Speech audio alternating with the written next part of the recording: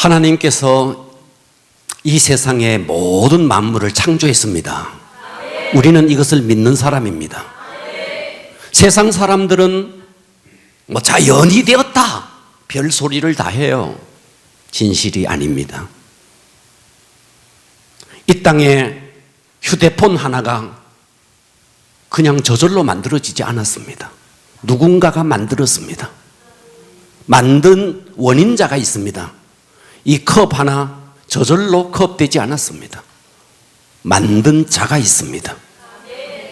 이런 사소한 것들은 사람이 만들었습니다. 그러나 저 하늘의 태양과 달과 별과 저 무수한 산천들은 사람이 만들 수 없습니다. 사람밖에 누군가가 있으니 그분이 하나님입니다. 하나님께서 이 땅의 모든 만물을 창조할 때 그냥 창조하지 않았습니다. 사람이 컵 하나를 만들어도 컵의 목적이 있습니다. 마이크 하나를 만들어도 마이크의 목적이 있습니다.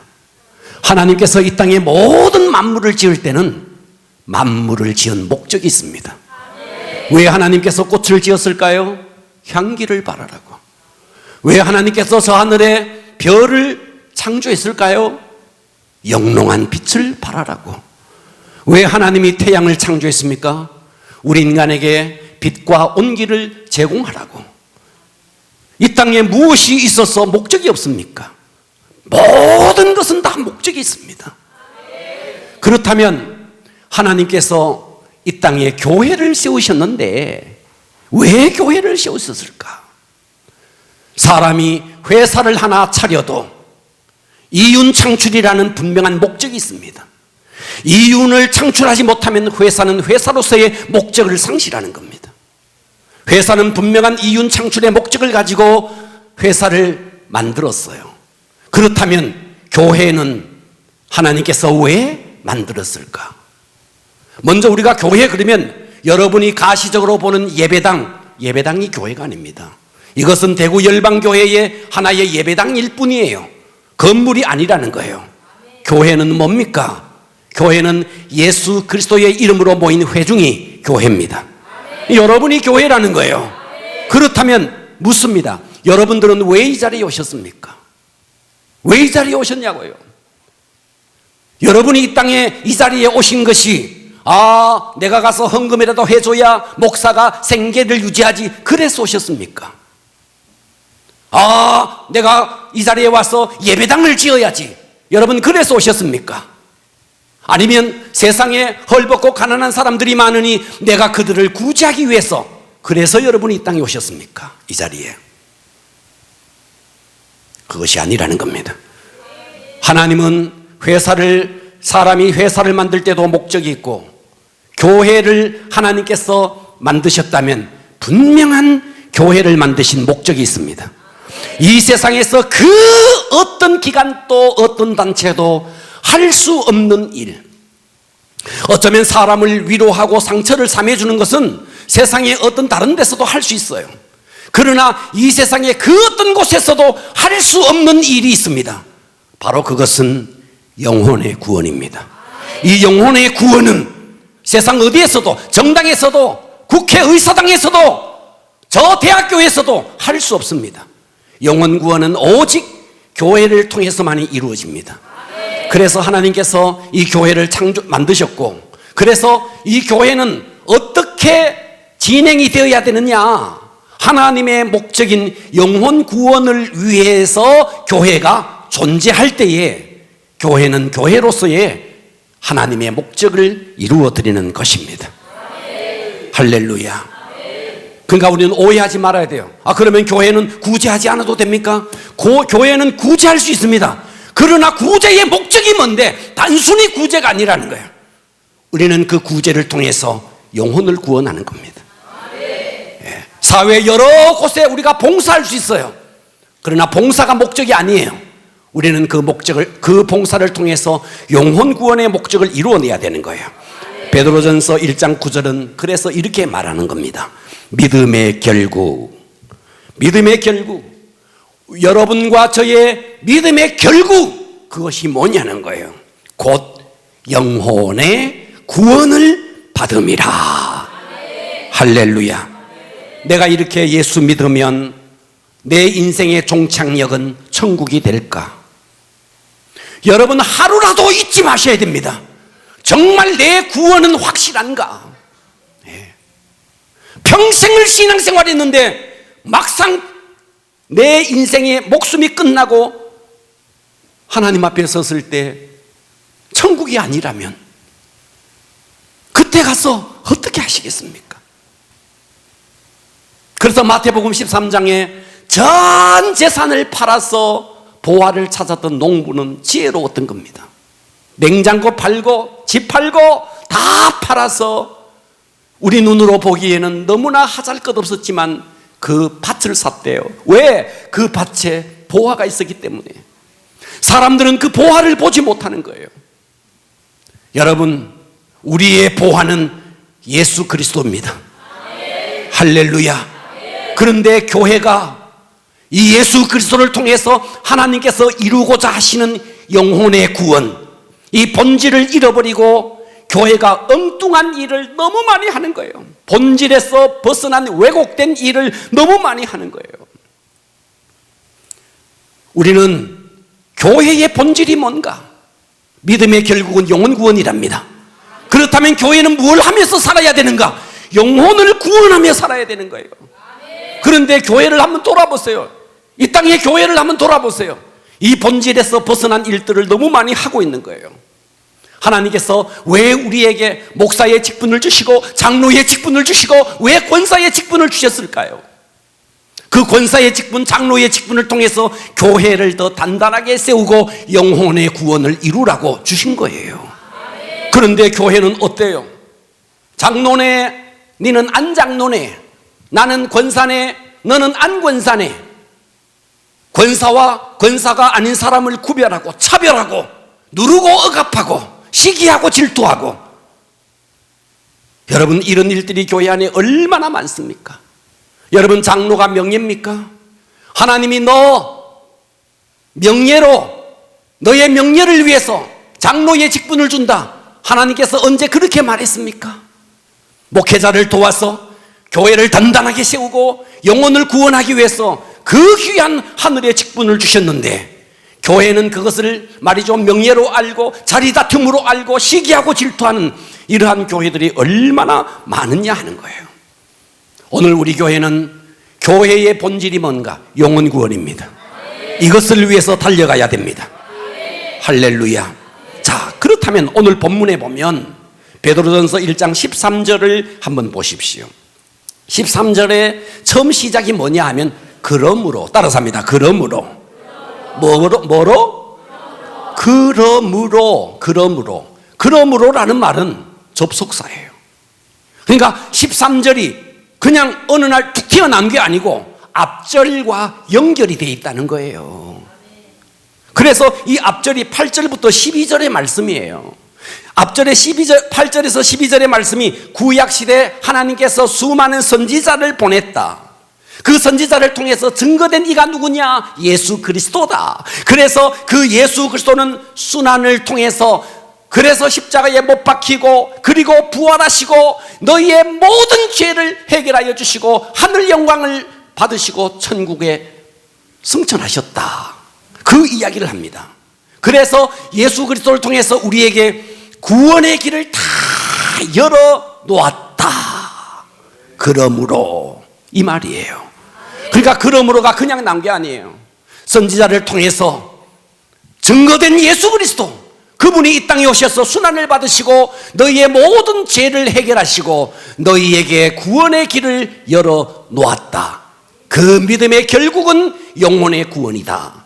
그러므로 영혼의 구원 받은 자는 어떻게 살아야 되느냐? 그러므로, 이 말이에요.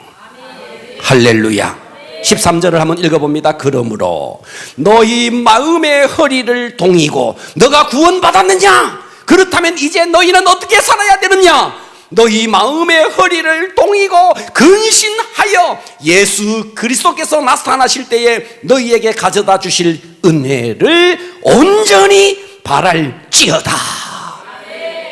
그래서 저는 오늘 설교의 제목이 마음의 허리를 동이고. 마음에 허리가 있습니까? 우리 몸에는 허리가 있는데 마음에 허리가 있습니까? 사도 베드로는 이 말씀을 마음의 허리를 동이고, 제가 표준 세번역을 찾아봤더니 이렇게 돼 있더라고요. 마음을 굳게 먹고 정신을 차리고, 이렇게 번역돼 있습니다. 마음을 굳게 먹어라, 허리를 동여 메어라, 마음을 굳게 먹고 정신을 차려라, 이 말이에요. 할렐루야. 자, 그렇다면 여러분, 지금까지의 여러분의 신앙생활 한번 돌아보십시오. 다 접어두고 지금 여러분 예수님 앞에 딱 섰는데, 예수님께서 여러분의 신앙의 모습을 보면서 너 참 잘했구나, 너는 정말 착하고 충성된 종이구나, 너는 지금처럼 살면 된다, 여러분 그런 생각이 드시는 분은 지금처럼 사시면 됩니다. 그러나 이거는 아닌데, 내가 좀 잘못 살고 있는데, 만일 여러분들께서 이런 생각이 드신다면 오늘의 말씀에 은혜 받기를 바랍니다. 그리고 오늘 하나님께서 이 베드로를 통해서 2000년 전에 주셨던 이 말씀이 2000년 후인 오늘 이 자리에서 이 말씀이 선포되는 것은 오늘 우리에게 주실 말씀이 있기 때문이다. 믿으셔야 됩니다.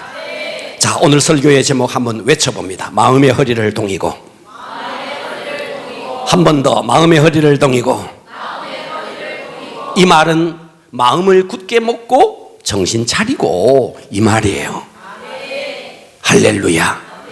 마음을 굳게 먹고 정신 차리고 우리가 어떻게 살아야 되느냐, 오늘 본문이 그 말씀을 주는 거예요. 마음을 굳게 먹고 정신 차리고 어떻게 살 것인가, 은혜 받아 주시겠습니까? 첫째, 주님의 재림을 사모하며 살아야 합니다. 어떻게 살아야 된다고요? 야, 주님의 재림이 2000년 전부터 온다 그랬는데 아직까지 안 왔다. 언제 주님의 재림이 온다고? 성경은 말합니다. 불온간에 온다는 거예요. 도적처럼 온다는 거예요. 네가 알지 못할 때 도적처럼 온다는 거예요. 그러니까 우리는 한순간도 놓치지 말아야 됩니다. 한순간도. 주님의 재림이 가깝다는 거예요. 13절을 다시 보십시오. 그러므로 너희 마음의 허리를 동이고 근신하여 예수 그리스도께서 나타나실 때에, 이 예수 그리스도께서 나타나신다는 말이 주님의 재림을 말하는 겁니다. 세상은 무엇이라 말하더라도, 세상은 말이죠, 이 땅에 양식이 떨어져서 오존층이 파괴돼서 지구에 종말이 온다, 무슨 말을 한다 할지라도 성경은 그렇게 말하지 않습니다. 주님이 이 땅에 오시면 불온간에 이 땅의 모든 것을 심판하시면서 이 땅은 끝이 납니다. 사실입니다. 그날을 사모하라는 거예요. 마음의 허리를 동여야 하는 이유가 뭐냐는 거예요. 우리가 정신을 차리고, 마음을 굳게 먹고 정신을 차려야 하는 이유가 뭐냐는 거예요. 주님의 재림이 가깝다는 거예요. 그리고 그 주님이 재림하여 오시면 이 땅에서 우리가 행한 대로 각자에게 베풀어 주실 은혜가 있다는 겁니다. 오늘 우리가 이 땅이 전부라면 지금처럼 살면 돼요. 죽어서 아무것도 없고, 죽어서 끝이고, 죽어서 그냥 단순히 무로만 돌아간다면 우리는 지금처럼 물질을 위해서 살고 육신의 쾌락을 위해서 살면 돼요. 그러나 그것이 아니라면, 이 땅이 전부가 아니라면, 주님의 재림이 진정 사실이라면, 주님이 이 땅에 오셔서 선악간에 반드시 이 땅의 모든 것을 심판하는 것이 정말 사실이라면, 정말 우리가 주님 앞에 섰을 때 너 잘했다, 너는 착하고 충성된 종이야, 여러분들이 그와 같은 음성을 들을 자신이 있다면 지금처럼 사시면 됩니다. 그러나 그렇지 않다면 오늘 주시는 이 말씀은 주님의 음성으로 들으셔야 됩니다. 솔로몬의 인생은 보통 3단계로 나눕니다. 첫 번째 단계는 솔로몬의 청년기 시절, 아가서를 읊조리며 술람미 여인과 행복하게 사랑을 나누었던 청년의 시절이 있었습니다.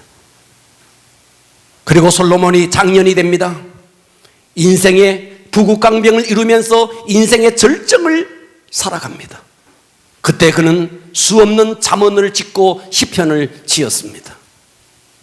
그랬던 솔로몬이 인생의 말년, 이 땅에서 부국강병을 이루어보고 이 땅에 가질 것 없이 다 가져보고 다 누려보았던 솔로몬은 그의 인생에 하나님이 중심에 없었습니다. 자기의 인생을 돌아보니까 모든 것이 헛되었습니다. 마치 바람을 잡는 것과 같았습니다.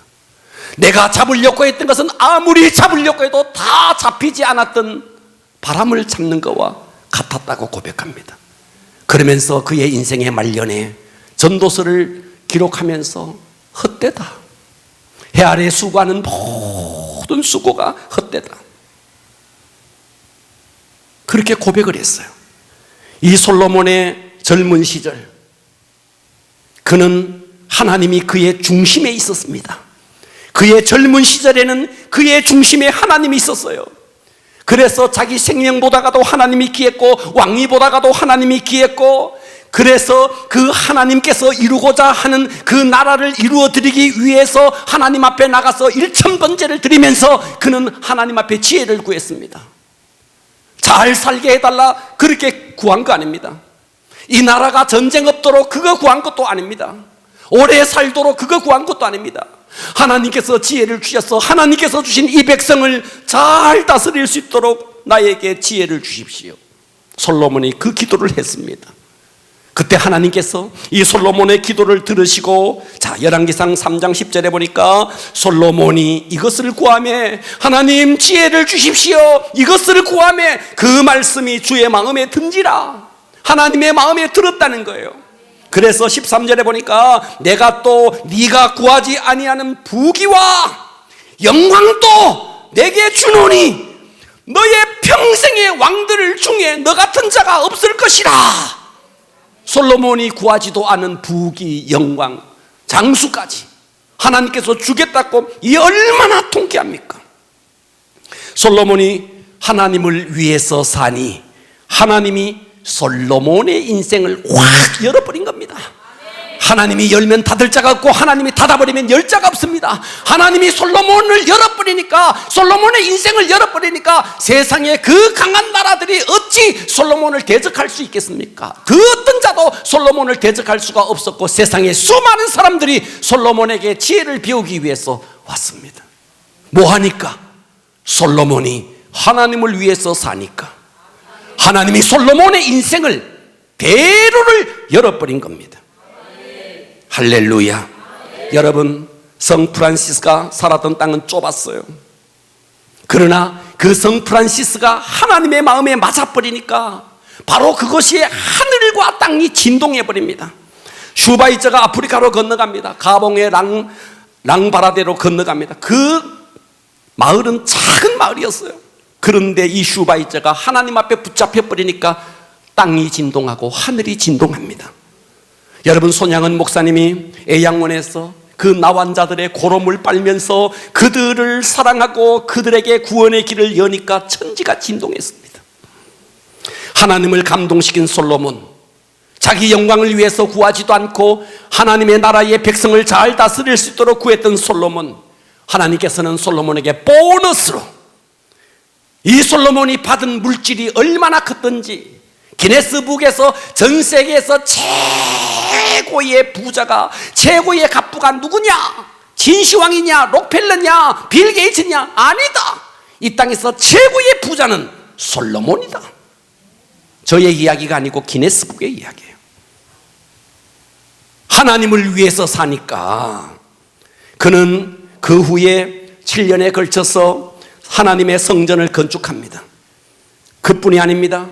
하나님께서 주신 지혜로 백성들을 송사하면서 그는 잠언서를 짓고, 아가서를 짓고, 전도서를 짓고, 식물학 박사, 동물학 박사, 조리학 박사, 의료학 박사, 세상에 그런 지혜가 없었습니다. 하나님을 위해서 사니까 하나님은 솔로몬에게 넘치는 복을 주셨습니다. 그런데 솔로몬이 그렇게 인생을 끝냈더라면 얼마나 좋았을까요? 그런데 이 솔로몬의 신앙이 무너집니다. 열왕기상 11장 1절에 보니까 솔로몬 왕이 바로의 딸 외에 이방의 많은 여인을 사랑하였으니 곧 모압, 암몬, 에돔, 시돈, 헷 여인들 수많은 여인들과 정략 결혼을 합니다. 그런데 그 정략 결혼을 하면서 그 여인들이 다 그 땅의 우상들을 가지고 들어옵니다. 2절을 보십시오. 여호와께서 일찍이 이 여러 백성에 대하여 이스라엘 자손에게 말씀하시기를 너희는 그들과 서로 통혼하지 말며 이방인과 통혼하지 말며 그들도 너희와 서로 통혼하게 하지 말라. 그들이 반드시 너희의 마음을 돌려 그들의 신들을 따르게 하리라. 여인과 결혼하는 것이 그것이 문제가 아니라 그들이 가지고 온 우상에게로 마음이 빼앗긴다. 그렇게 하셨으나 솔로몬이 그들을 사랑했다는 거예요. 안타깝게도 솔로몬의 마음이 하나님을 떠납니다. 그리고 우상을 숭배하게 됩니다. 여러분, 그렇게 되면 인생 끝나는 겁니다. 하나님께서 솔로몬을 어떻게 할까요? 그 넘치는 복을 주셨는데, 그 놀라운 하나님의 영광을 다 주셨는데 그 모든 것을 버려버리고 우상을 숭배하니 하나님께서 솔로몬을 어떻게 할까요? 열왕기상 11장 14절에 보면 여호와께서 에돔 사람 하닷을 일으켜, 이 하닷은요 에돔 사람인데 정말 별 볼 일 없는 사람이에요. 그 별 볼 일 없는 하닷을 일으켜서 솔로몬을 대적하게 한다는 거예요. 솔로몬이 범죄하니까 별 볼 일 없는 자들이 솔로몬을 대적합니다.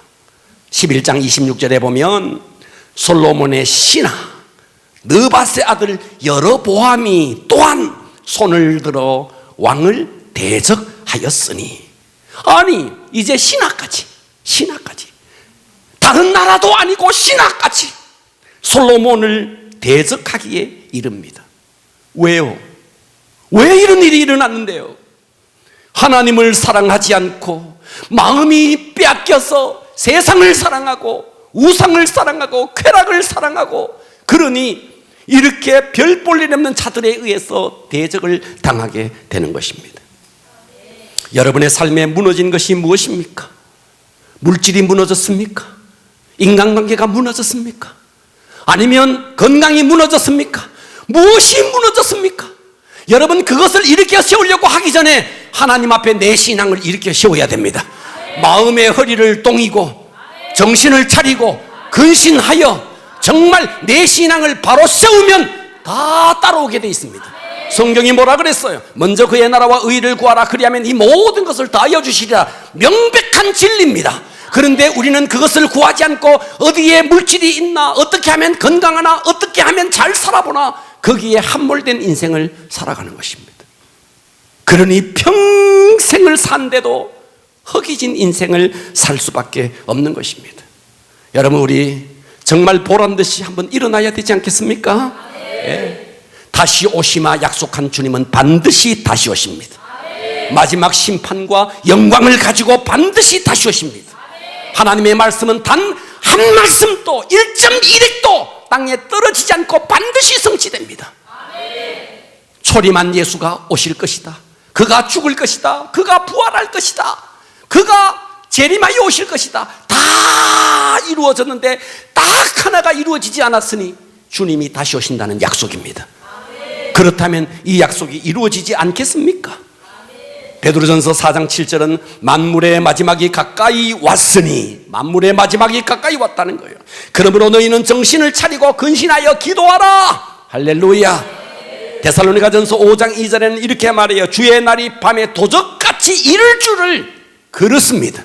주님의 날은 밤에 도적이 내가 도적이네, 너희 집에 물건을 훔치겠네 하며 얼빠진 도적이 없습니다. 자고 있는지, 주인이 없는지, 새콤을 했는지, 개는 있는지 없는지 살피고 그리고 아무도 모르게 훔쳐가는 게 도적 아닙니까? 예수님은 이렇게 아무도 모를 때 도적처럼 온다는 거예요. 그래서 본문의 베드로는 허리를 동이라는 겁니다. 마음이 해이해져 있지 말고 방황하지 말고 쓸데없는데 너의 마음을 빼앗겨서 집착하지 말고 사명을 위해서 일어나라, 이 말이에요. 여러분, 우리 모두 마음의 허리를 동여 매기를 바랍니다. 주님의 재림을 사모할 수 있기를 축복합니다. 두 번째, 마음의 허리를 동여라. 어떻게 해요? 사욕을 버리며 살아라는 거예요. 사욕. 자, 여기서 14절을 다시 봅니다. 너희가, 자 14절을 보세요. 너희가 순종하는 자식처럼 우리는 이제 순종하는 자식이 된 거예요. 전에는 너희가 알지 못할 때, 하나님을 알지 못할 때 전에 따르던 사욕, 이 사욕이 사적인 욕심이 아니에요. 이 사욕은 사악한 욕심이에요. 사욕하면 사악한 욕심, 사욕, 과격하게 사욕, 사적인 욕심이 아니에요. 사악한 욕심이에요. 좀 더 구체적으로 사욕은요, 하나님과 상관없는 육적인 욕구예요. 아멘 합시다. 하나님과 상관없는, 어떻게 하면 돈 많이 버나, 어떻게 하면 건강하게 사나, 어떻게 하면 더 많이 축적하나, 하나님과 상관없는 육적인 욕심이 사욕이에요. 아멘. 여기서 자유한 사람 있습니까? 나는 사욕 없어. 여러분, 자유한 사람 있습니까? 그래서 베드로는 전에 알지 못할 때에 그랬죠. 우리가 하나님을 알지 못할 때는 다 무엇을 먹을까, 무엇을 마실까, 무엇을 입을까, 그렇게 살아왔죠. 전에는 그렇게 살아왔죠. 그러나 이제 저와 여러분이 예수 그리스도의 십자가를 통해서 구원받은 자라면, 전에 알지 못할 때에 따르던 너희의 사욕을 본받지 말고 그거 따르지 말라는 거예요. 무엇을 먹을까, 마실까, 얼마나 더 많이 축적할까, 그것을 위해서 살지 말라는 거예요. 마음의 허리를 동이고 어떻게 살아야 되는데, 더 이상 하나님과 상관없는 돈을 버세요. 그러나 그 돈이 하나님과 연결이 돼야 됩니다. 여러분, 세상에서 출세할 수 있습니다. 그러나 그 출세가 하나님과 연결돼야 되는 거예요. 단순히 의사가 되고 단순히 판사가 되고 단순히 내가 고위 관료가 된다, 그거 해서 뭐하게? 하나님과 연결돼서 사명을 감당할 때 그것은 빛을 발하는 것입니다. 할렐루야. 그래서 우리는 더 이상 육체의 욕구를 위해서 더 많이 누리느냐, 이것을 구하는 사욕을 본받지 말라는 거예요. 미국의 앤토니 캄폴로라는 학자가 미국에서 95세 이상 산 사람들만, 95세 밑으로 산 사람들은 해당되지 않고 95세 이상 산 사람들만 찾아가서 설문조사를 했어요. 95세. 여러분들도 95세 이상 살아서 이 설문조사에 해당되기를 바랍니다.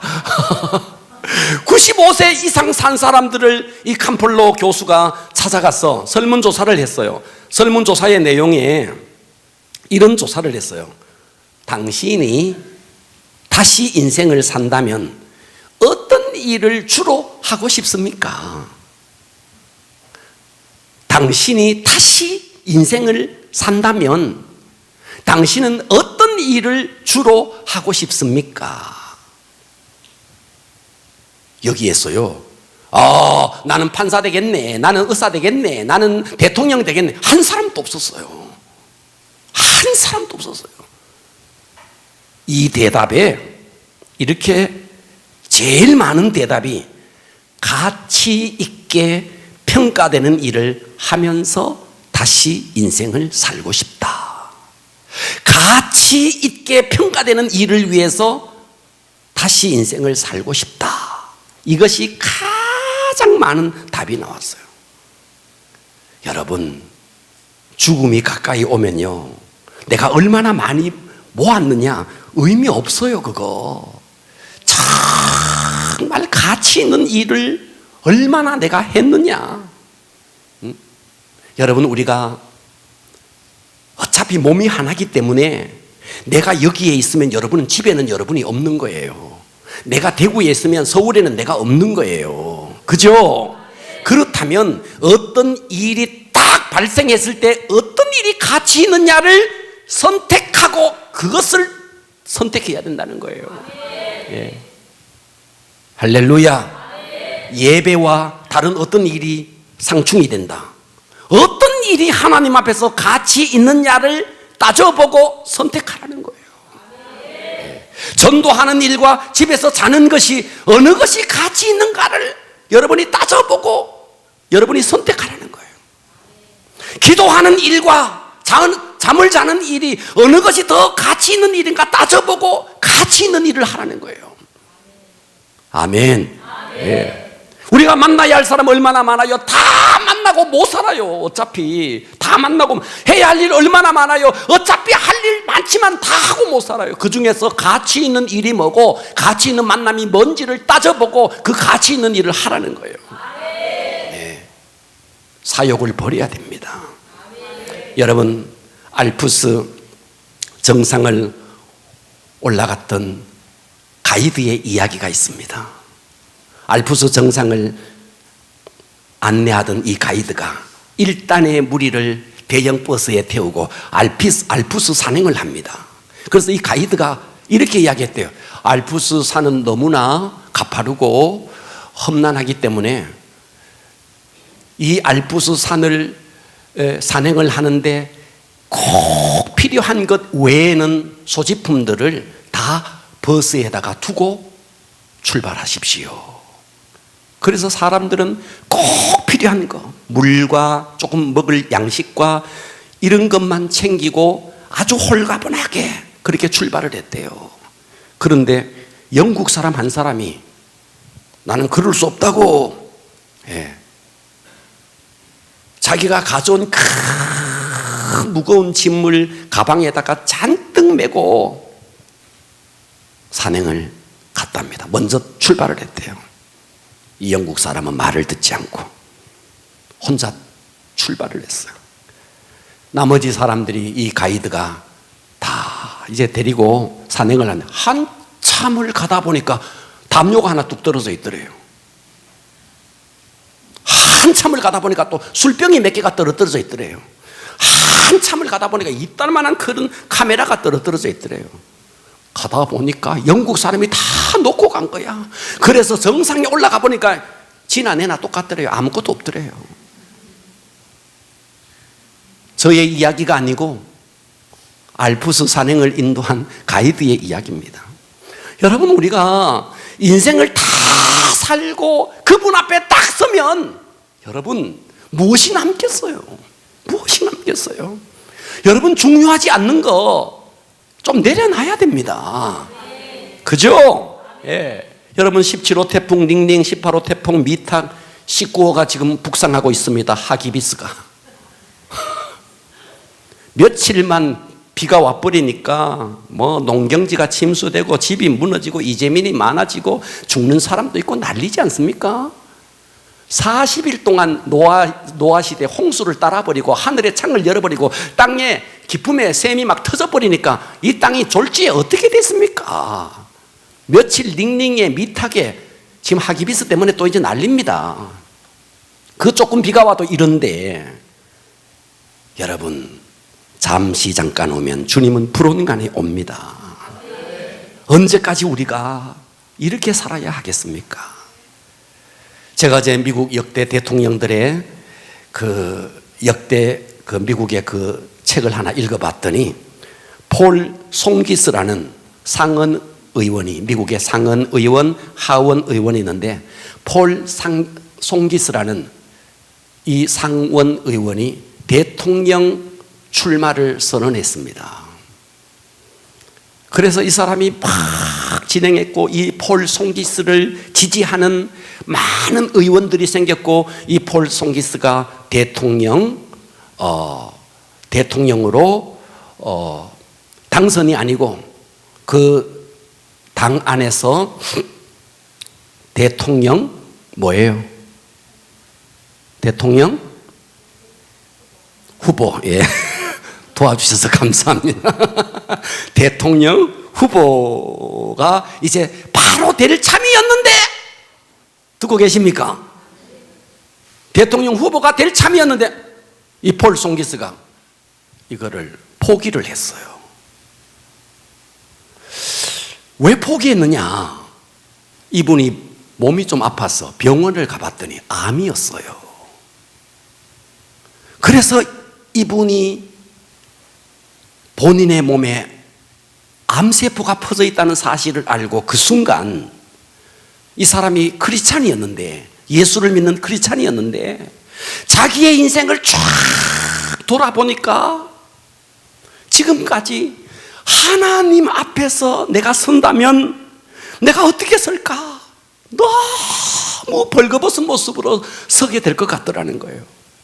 그래서 내가 대통령이 되는 것이 중요한 게 아니고 하나님과의 관계에서 내가 부족했던 부분들을 내 마지막 순간에 이 관계를 정리해야 되겠다 하고 곧바로 대통령 출마 후보가 될 수 있음에도 불구하고 포기 인터뷰를 했어요.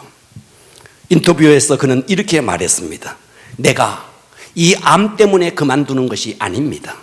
수술하면 나는 얼마든지 회복되고 상당히 많은 시간 더 살 수 있습니다. 그러나 나는 이 병에 걸렸을 때 나는 내 삶에 살아온 내 인생을 돌아봤습니다.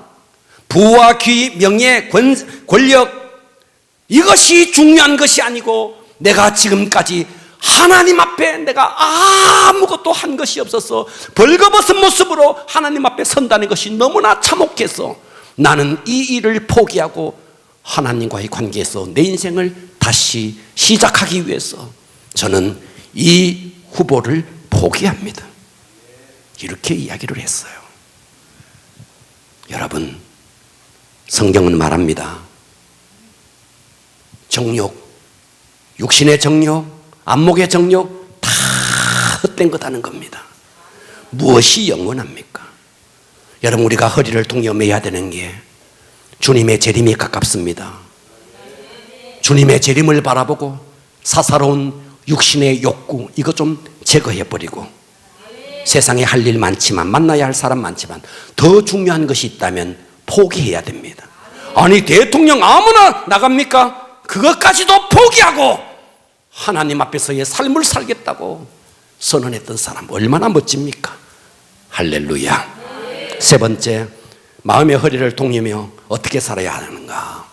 거룩하게 살아야 합니다. 따라서 합니다. 거룩하게 살아야 한다. 15절 보세요. 오직 너희를 부르신 거룩한 이처럼, 하나님이 거룩하니까 너희도 모든 행실에 거룩한 자가 되라. 여기서 거룩이라는 말이 헬라어로 하기오스입니다. 하기오스. 거룩이다 그러니까 여러분들이 뭐 신비하고 무슨 뭐 이런 게 아닙니다. 거룩이라는 말은 따라서 합니다. 구별되다. 과격하게 구별되다. 섞이지 않다. 그러니까 여기서 거룩이라는 말은 구별되는 거예요. 세상과 구별되는 거예요. 세상과 섞이지 아니하는 거예요. 거룩은 하나님의 절대 속성입니다. 그렇기 때문에 우리는요, 전에 하나님을 알기 전에는요, 우리 속에 거룩이라는 것은요 1도 없었습니다. 1도 없었어요. 그렇기 때문에 하나님을 믿는 너희들 영혼의 구원을 받았느냐? 이제는 세상과 섞이지 말고 세상과 구별되이 그렇게 살아라는 거예요. 아멘. 예. 우리는 허리를 동여매고 그렇게 살아야 한다는 거예요. 세상 사람들은요 다양성을 추구합니다. 다양성. 예. 우리 지지난주에 우리 교회가 소속된 대한예수교 장로회 합동측 총회가 열렸습니다. 그 총회에서 동성연애 그리고 차별금지법 뭐 이런 것을 지금 너무나 많이 지지하고 있는데 지금 이것을 받아들이느냐 말아야 되느냐 이것을 가지고 갑론을박을 했습니다. 여러분, 우리는 세상의 조류가 어떻다 할지라도 성경이 아니라면 안 해야 되는 거예요. 동의해야 됩니다. 세상의 모든 정치인들이 차별금지법 통과시켜야 된다. 동성연애 할 수 있다. 세상의 어떤 국회의원이 그렇게 이야기한다 할지라도 성경이 아니라면 우리는 이거 안 해야 되는 거예요. 구별해야 되는 거예요. 그러니까 우리는 하나님을 선택할 때 세상에 많은 신들이 있는데 하나님이 가장 위대하기 때문에 하나님을 선택한다, 이거 아니에요. 또 여러분들이 절에도 가보고 내가 성당에도 가보고 뭐 남녀 홀랭개교도 가보고 내가 다 가봤는데 그래도 내가 교회 가니까 내 적성에는 가장 맞고 내 취향에는 교회가 맞아서 그래서 교회 선택하는 거 아니에요. 그런 의미에서 교회 선택하면 하나님 기분 나빠요. 그런 거 아니에요. 예. 하나님이 강하기 때문에 그것도 아니에요. 하나님이 우리에게 축복을 주기 때문에 그것도 아니에요. 우리가 하나님을 선택하는 단 하나의 이유, 그분만이 영원한 분이에요. 그분만이 스스로 있는 창조주예요. 이 땅에 어떤 신이 있어서 창조합니까? 나는 스스로 있는 자, I am that I am. 나는 스스로 있는 자, 영원하신 하나님, 내 인생의 존재의 근원이 되시는 하나님, 영원전부터 영원까지 계시는 하나님. 그래서 우리는 하나님을 선택하는 거예요. 그래서 우리는 때로 기독교를 선택해서 고난의 찬바람이 불어도, 때로는 이웃들에게 따돌림을 당해도, 때로는 예수를 믿는다는 사실이 내 삶에 커다란 아픔을 준다 할지라도, 우리나라 추석, 구정 이런 명절을 당했을 때 믿는 자들이 얼마나 유교적 전통을 가진 가족들에게 어려움을 당합니까?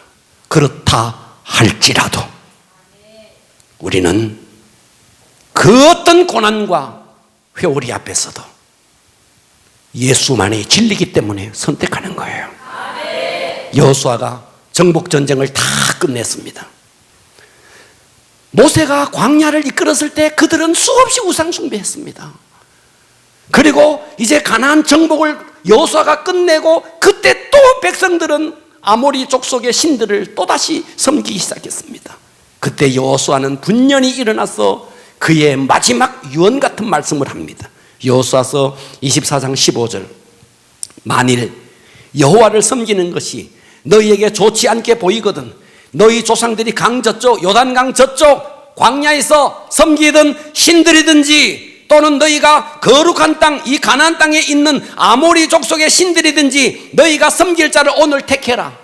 너희는 우상을 섬기든지 저 땅에 우상을 섬기든지 이 땅에 우상을 섬기든지 너희는 택해라. 그러나 나는 오직 나와 내 민족은 여호와를 섬기겠노라. 이것이 우리의 고백이 되어야 됩니다. 그래서 아삽은 시편 73편 25절에 하늘에서는 주 외에 누가 내게 있으리요 땅에서는 주밖에 내가 사모할 리가 없나이다. 여러분, 우리 정말 구분돼야 됩니다. 더 이상 세상을 쫓아가면 안 됩니다. 베드로전서 1장 16절 기록되었으되 내가 거룩하니 너희도 거룩하라. 구분되어라. 섞이지 마라. 외모로 보지 않고 각 사람의 행위대로 심판하시는 이를 너희가 아버지라 부른즉 너희가 나그네로 있을 때에, 우리가 지금 다 나그네로 살고 있는 거예요. 두려움으로 지내라는 거예요. 아멘. 사람들은 외모에 한참 관심이 있어요. 외모.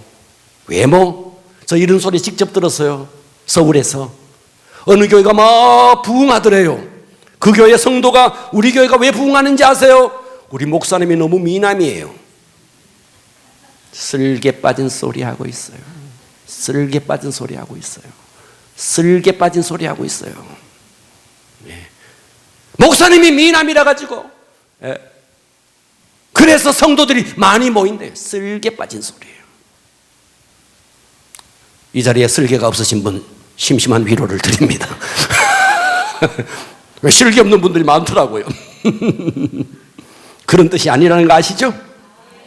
예. 어느 성도가 제게 작년인가요? 제게 이런 말을 했습니다. 아, 목사님 멋있습니다. 이렇게. 저도 그런 소리 들어봤어요. 그런 소리를 했어요. 제가 그 사람 눈을 똑바로 쳐다보면서 이렇게 말했어요. 제가 멋있다고요? 제가 멋있다고요? 내가 얼마나 처절하게 사는지 아십니까? 내가 얼마나 처절하게 사는지 아십니까? 제가 설교하는 게 많아서 처절하다는 말이 아니에요. 사역이 너무 많아서 처절하다는 말이 아니에요. 낮으로 밤으로 매일매일 하나님의 말씀을 증거해도 도대체 변화되지 않는 여러분을 볼 때 저는 처절해져요. 정말 처절해져요. 새벽에 하나님 앞에 무릎을 꿇을 때 정말 처절한 감정으로 기도해요. 나 이렇게 말씀을 전하고 이렇게 하나님 뜻대로 한번 살아보자고 이렇게 말하는데 그렇게도 변하지 않는 성도들의 모습을 볼 때 가슴이 찢어지는 거예요. 처절해지는 거예요. 네. 여러분, 우리 마음의 허리띠를 동여매야 됩니다. 마지막 제가 이 말씀만 하고 말씀을 마무리하겠습니다. 1892년 미국에 잘 살던 한 청년이 이 땅에 우리나라에 선교사로 왔습니다. 프레데릭 밀러라는 선교사입니다. 우리나라 와서 우리나라 이름을 지었어요. 민로아 이름을 지었어요. 이분이 원래 서울을 중심으로 선교 사역을 하다가 충청북도 청주로 가서 청주를 중심으로 선교 사역을 했어요. 우리나라에 입국한 지 6년 만에 첫 번째 아들을 낳았어요. 이 땅에서 아들을 얻어서 얼마나 기뻤는지. 그런데 그 아들이 8개월 만에 죽어버렸어요. 그래서 서울에 가면 양화진 선교사 묘지가 있는데 그 양화진에 그 아이를 8개월 된 아이를 묻었어요.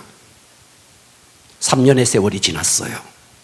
이제 그 아이를 떠나보내고 그 상처가 아물 때쯤 아내가 두 번째 아들을 임신을 했어요. 아이를 낳았어요. 얼마나 기뻤는지. 그런데 둘째 아들을 낳았는데 태어나자마자 하루 만에 이 아이가 또 죽어버렸어요. 이 둘째 아이 핏덩어리를 양화진에 가서 묻었어요.